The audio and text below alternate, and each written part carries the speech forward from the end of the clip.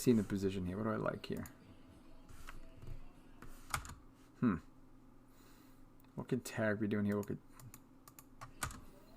So Tarek is kind of in leg drag control position, right? But look how you're angled off, buddy. All right. So the fact that you're let me bring up annotation and draw. I'm sorry. Let me do this right. There we go. So if you're going to be in this position where you're kind of like, you see how like Vin is kind of sitting, and you have here. So you actually want your head, you actually kind of want to be in line, but your hip is out here and your head is here, and this is the line you are in, right? What I really would prefer to see is actually your hip to be down here. If this knee would actually go to the ground, right, and you'd have the other knee ground, you bring both knees in as high as you can, you bring your hip as heavy as possible, and your head faces his head. So what that does is it makes it really, really difficult for the person on bottom to have any ability to open their adductor muscles and actually get you a push off. So that's kind of what's happening here. So Vin's able to control this hook here, and because you're not actually putting that pressure to squash his knees together, he's probably going to be able to slide his hip out. Again, haven't watched it yet fully again. It's been a while since I did. There you go. Good. I like it the way you're trying to clear. There you go. So 1, 2. Okay, so this arm here, I would have actually preferred it to grab the collar behind Vin's neck. I'm reaching over here. I don't think it's going to have... I think it's just losing value. Like if it would have been lower, you would have dropped your shoulder. You could have pulled yourself around, maybe come towards the back. Whoa. Oh, there you go. So you do get to the back of the collar. So 1. There you go, pulling yourself past. See, that's where Vin could have hip escaped here. Again, he's got you framed out, back in the half guard. Good flattening him out here. Obviously, I would say Vin, stay on your side, which you know your game. He's doing a good job blocking the arm, looking for the butterfly. Butterfly half. Ooh, grabs the pants. Let's see. You backstep out, but Vin had the form here. So let's see here. So one thing I would like to have seen. So when you want to come for this reverse wrestler pass here, and Vin's kind of helping you out a little bit here too. And so see how he has his form in your armpit? That's actually what you want on him. And then you would go to form, and as you backstep, you would drive the elbow to the ground, and you'd really put a lot of pressure on them. So Vin has the leverage on you that you actually want to have on him. So let's go back 10. So when you make this move here, 1, 2, actually, so yeah, when you make that move over the head, you really want to bring this all the way around. You want to get under the elbow. I think there's a moment. So when you bring your hand, I think there's a moment you bring your hand inside. Yeah, see this here? See this here? This would have been a good time to go for that reverse wrestler pass. So once you actually weave the hands inside, instead of bringing this arm through, you get underneath, and if you would have brought this across and immediately switched in the reverse wrestler pass, that would have been some sweet timing on it. And then you could have dropped your hip heavier and blah, blah, blah, blah. But you know, you grab the head first. I understand what you're looking for. Vin's able to get the frame back on. Now you come over. Now if you are, again, Vin has the leverage here at this moment again. So that's why you're having trouble dropping the hip pressure. Vin, good job on that frame. Nice backstep out here. He is able to keep up with you a little bit. Let's see. See if you could have done something about it even in this range. See, so what happening is passing away from a hook is always a bit more difficult than passing towards a hook. All right, so you got the hip here, and that's what's happening. You're kind of trying to pass away from a hook. So here, 1. So one thing, if you could have, let's see how he finishes off. Vin's able to turn. You get past it. You grab the. I like the way you grab the leg and sprawled. Vin was able to get in a turtle though. So, let's see if I would have been in your position. Let's go here. 1, 2. Okay, you got him over. He's keeping you a little high. You backstep out. 1. You could have immediately just stepped back over into mount, right? So this knee is clear, which is nice. So you have this knee right here clear. Just pin that to the ground. Your other arm is holding the leg, and you're going to try and free it up and come back into north-south. But because you're coming away, you're giving him space, and the idea of him going to turtle is going to be very consistent there for him. But if you would have pulled that and then immediately stepped back over into mount, I mean, you might not be comfortable with mount, but we do have to practice it, right? And we're in the lab. That's the idea behind being in the school. Practice everything. All right. But other than that, good sprawl out here to clear. Nice turnover from Vin to get the turtle.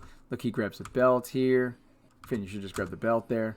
No reason to look for pants, because actually if you would have grabbed the belt there, Vin, you could have punched his hip to the ground a little bit more. All right, and that could have actually aided your turnover. And you actually could have gotten some sort of, there's a couple of reversals with that grip. But instead, you get underneath, come in for a nice single leg. I love the 10-finger grip. Nice sprawl here from Tarek. Beautiful work. All right, so Vin's going to sit back to guard. So you do a beautiful sprawl here, Tarek. One. And your arms are over, so you kick the left hip back. Good weight here. What I would like to have seen, you're going to bring the hand over here, but why not just grab his wrist?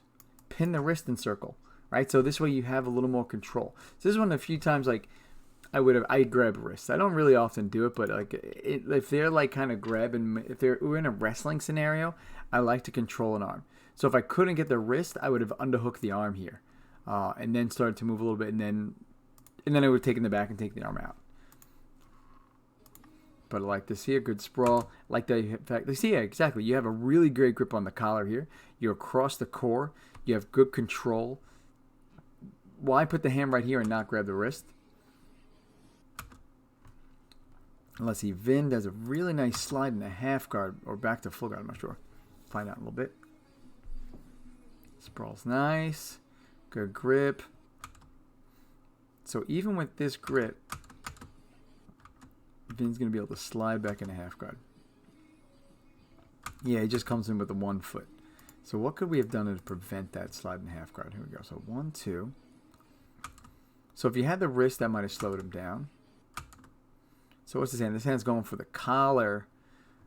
Maybe instead of preventing him from going to half guard, you plan for it, right? So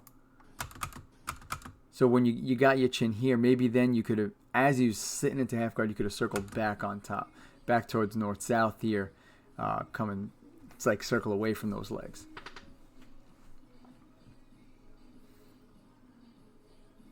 Trying to think what to do, looking for that gift wrap. All right, not a bad idea.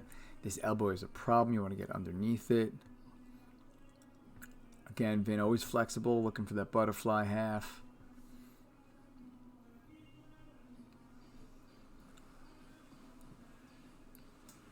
So oddly enough, this is another place you could have come to that reverse wrestler pass. Like if you're a little bit stuck here, again, you'd bring this arm over. You bring basically where your shoulder is. You actually want this armpit to be if you're going to reverse wrestler pass from here.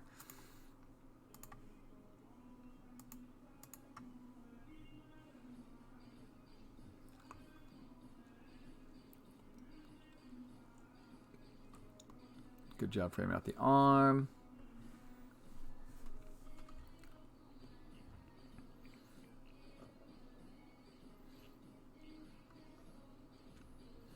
Put it on the chest here.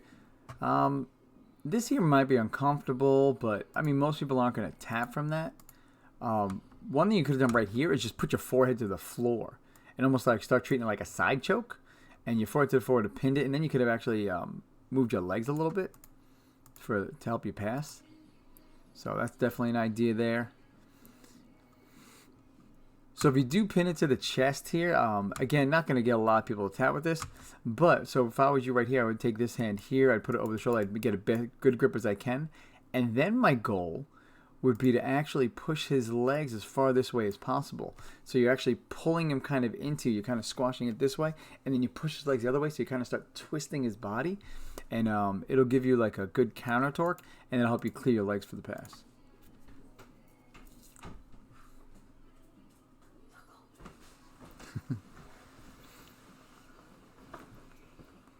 Vin's got the outside lockdown on, right? So you really got to worry about your knee right here, trying to clear that.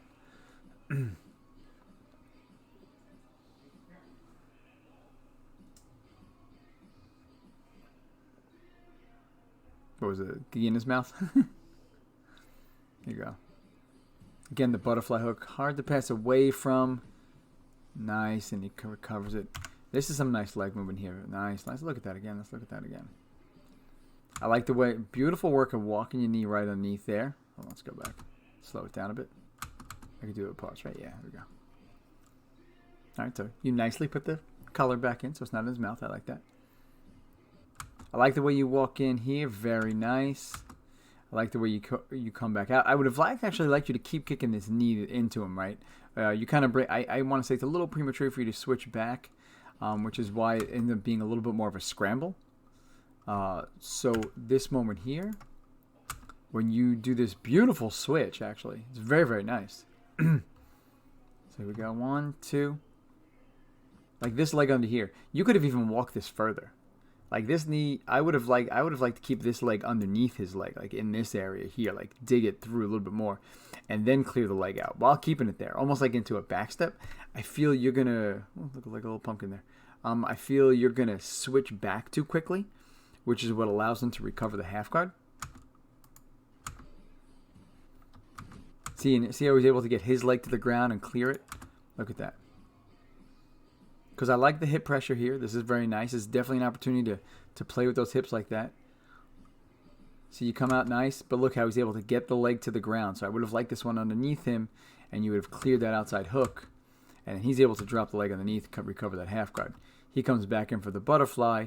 If you wanted to possibly go to the other side, you would have had to control this elbow here. And that's basically what the reason he's able to force half guard on the other side. See? So he just pushes it. So ideally, if you're going to switch sides, you want to get like a double underhook grip. Okay, so now he's got the outside leg over. Oh, and then he comes back into butterfly, doing a good job of flattening him out.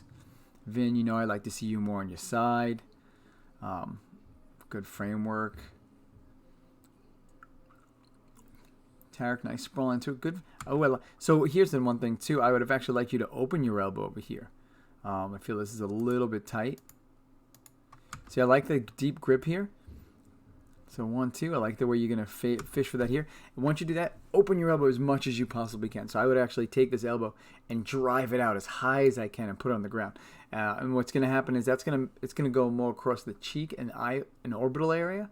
And it's going to prevent them from being able to bridge and look towards you. So this way they can only look away from you. And you limit their options and make your options much more successful. You see how like you keep in space a little bit there. Can't get rid of that outside. Passing away from hook is always difficult, right? There's always going to be complications. So you kind of have to like remove the hook and then pass sometimes, which is why Vin's using it. Right? Vin's putting the hook in because he knows how hard it is to deal with a hook, and and he also knows how hard it is to pass away from hook. Yeah, Vin's hook's looking good. He's looking for the foot there. Able to come right back into half guard. Again, like when you're dealing with somebody like this, if you can back up the way you're doing, and then literally just run away from their legs, like north-south. Okay, so now Vin's got a more classic lockdown, all right? So it's outside over, inside leg hook in.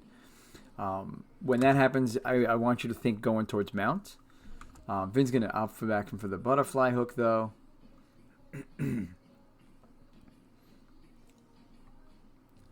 See, I would just dedicate it to that Kimura.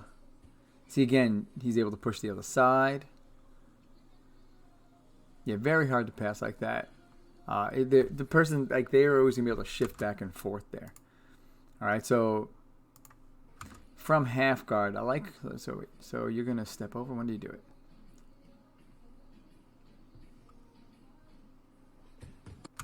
So right here, yeah, he already has the other one. He's going to be pushing that in.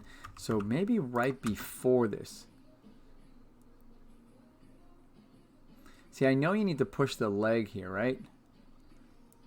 So maybe like kind of like I understand. I see you maybe working for the Kimura. You kind of make him think about it.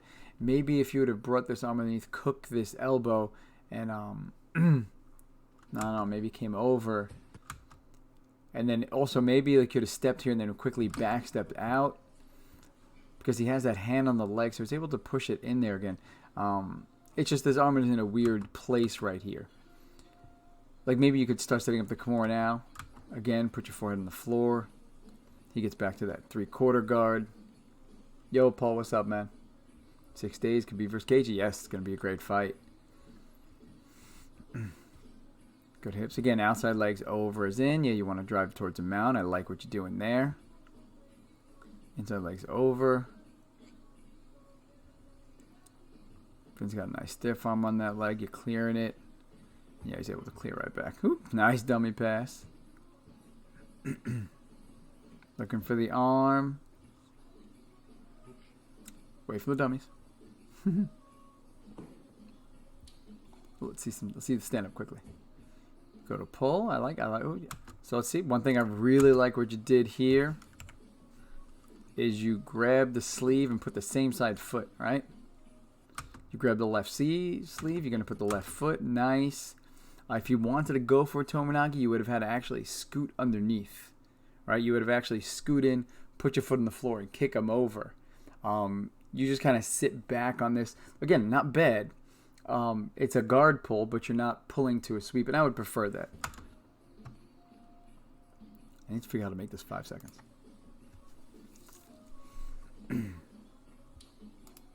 Nope.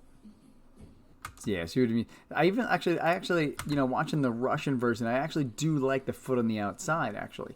So, what I want to say is, you're setting up the Tomoe nice. 1, 2. I like the cross collar. So this foot here, I would have jumped in on the outside.